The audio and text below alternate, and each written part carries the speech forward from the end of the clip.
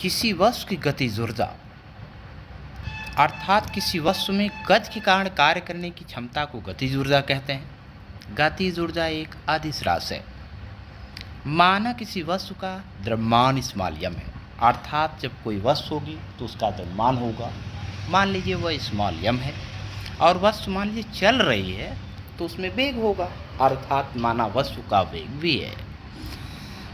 तो वस्तु में गतिज ऊर्जा के बराबर हाफ mv², समीकरण नंबर 1, जहाँ के बराबर वस्तु की गतिज ऊर्जा।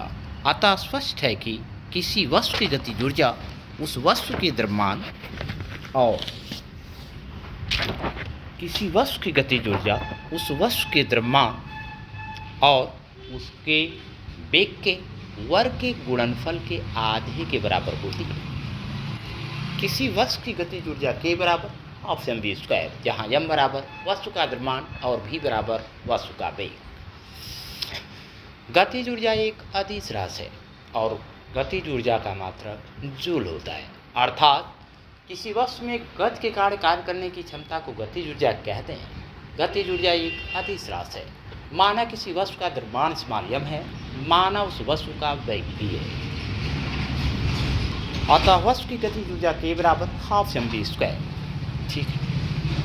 अतः स्पष्ट है कि किसी वस्तु की गतिज ऊर्जा उस वस्तु के द्रव्यमान और वेग के वर्ग के गुणनफल के आधे के बराबर होती है। किसी वस्तु की गतिज ऊर्जा के बराबर हाफ mv², जहाँ m बराबर वस्तु का द्रव्यमान और v बराबर वस्तु का वेग।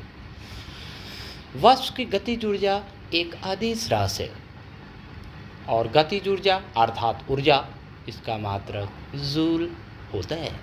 गतिज ऊर्जा का mks पद्धति में मात्रक जूल होता है और cgs पद्धति में मात्रक अर्ग होता है।